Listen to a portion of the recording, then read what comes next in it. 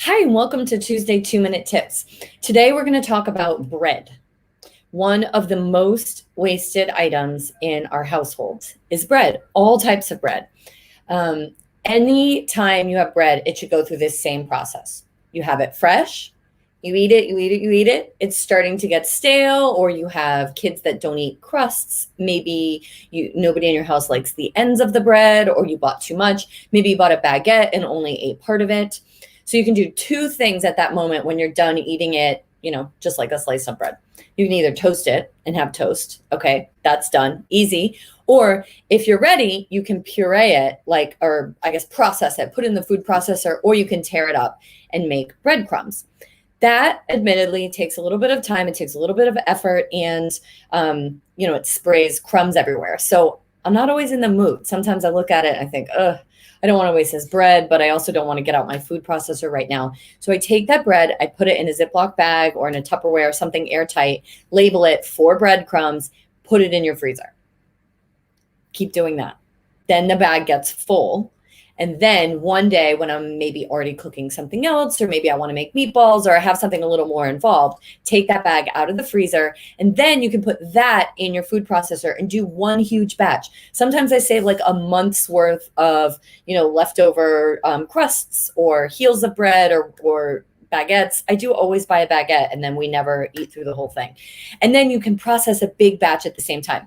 Put that on a baking sheet and either let it sit out open to the air overnight, or put it in the oven at about 200, 250 degrees, stir it occasionally, and let it go for, maybe 20, 30 minutes. It sort of depends on how dry it is. You're not looking to get any color on it, but you want to get rid of the moisture.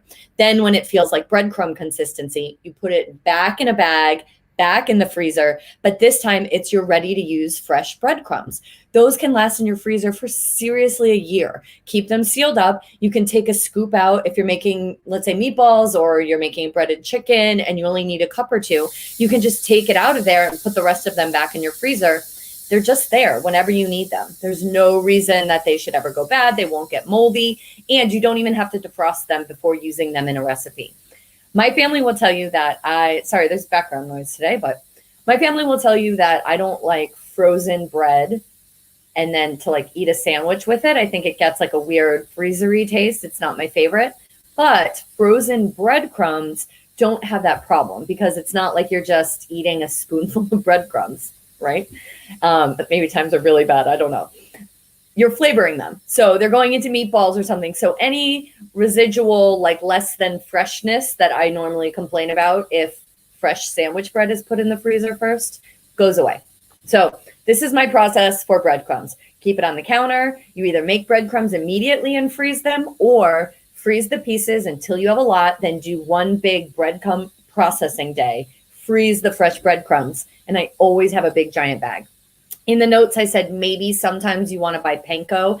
Panko is really hard to make at home. It's just a different texture, and sometimes you might actually want panko. So the only thing I ever buy every once in a while is one big box of panko. Anyway, for more, visit Ends+Stems, get on my mailing list. I do a special anti-food waste tip every Monday, exclusive for the emails.